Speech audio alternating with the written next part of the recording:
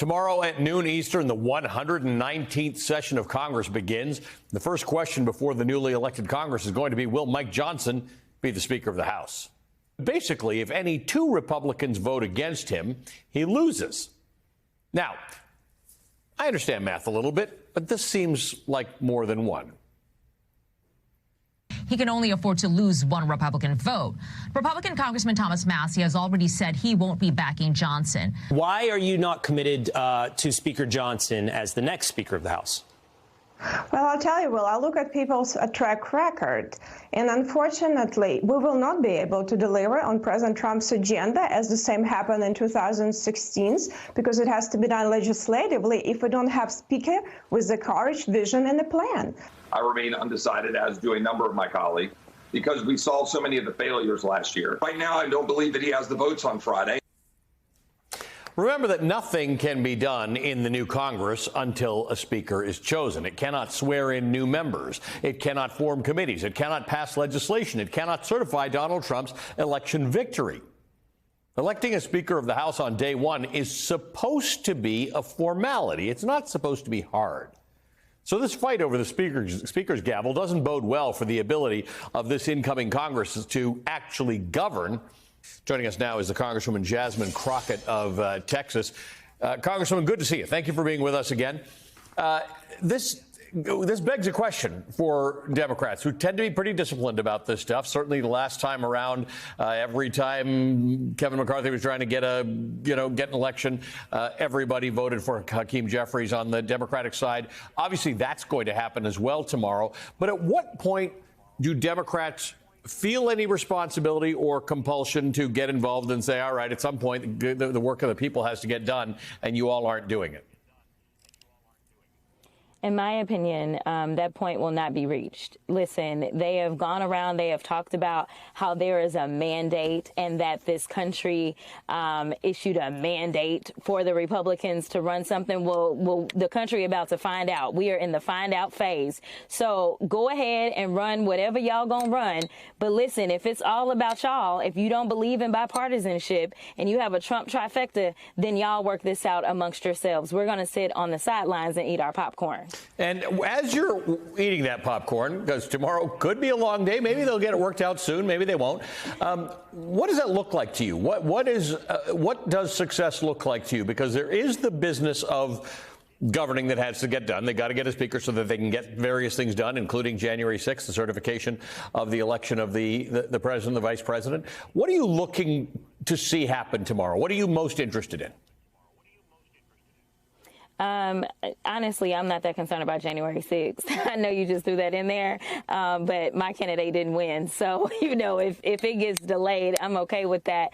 But what I am interested in seeing is how savvy his right flank will be if they actually will go ahead and extract blood the same way that they extracted out of McCarthy, right? That's how we got back to putting Chip Roy on rules along with a few other people that have blown things up and made it very difficult for any speaker to actually conduct their business. They've had to take up things such as these continuing resolutions on suspension instead of actually taking them through rules because they couldn't get the rules passed. In addition to that, I'm curious to see if they get him back down to that one speaker vote, right, to vacate the speaker. Right now in the proposed rules, it's going to take a lot of people, and they have to come from the Republican side, which is very interesting. We have never seen that. Not that the Democrats have ever moved to vacate the speaker anyway. He's always been, or their speaker has always been vacated by someone on their side.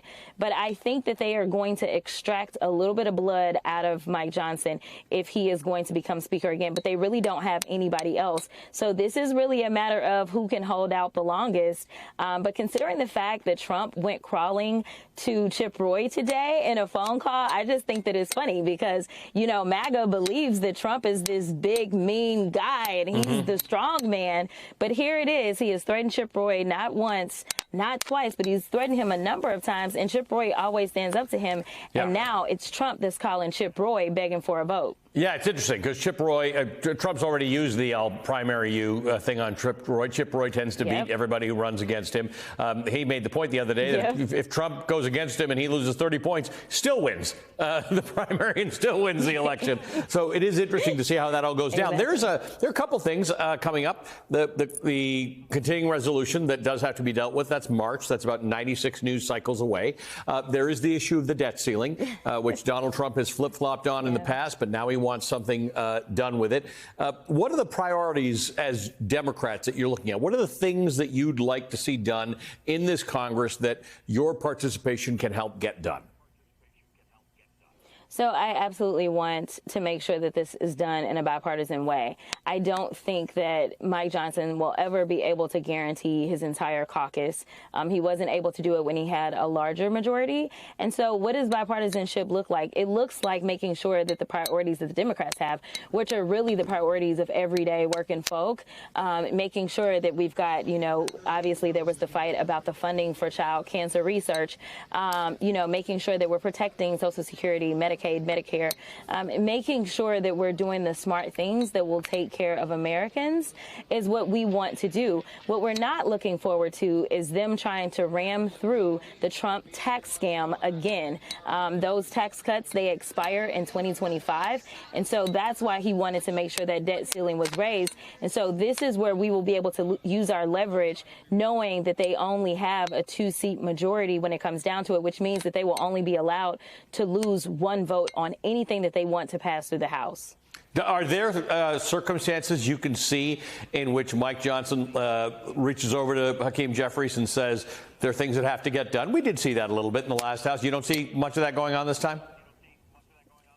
I mean, he may reach, but let me tell you, he gonna feel these reaches, because when he allowed Elon Musk and Vivek to jump onto social media and blow up what had been, days and months long negotiations between Democrats and Republicans, and you allow a tweet to blow it all up. Well, first of all, the only currency that we have when we are lawmakers, whether it's the state or federal level, is our word. And so if you will not honor your word because somebody randomly who's not elected sends out a tweet, that's no way to govern, and we can't trust you. It was the same issue that McCarthy had. Democrats couldn't trust him, nor could his own party trust him, and so therefore he got kicked out. I think Mike Johnson is in a real big pickle. I think if he had actually just went ahead, pushed forward with the CR as it had been negotiated, then he would be in a position to say, hey, Hakeem, if I got a problem, can you help me out? But he's not in that position right now.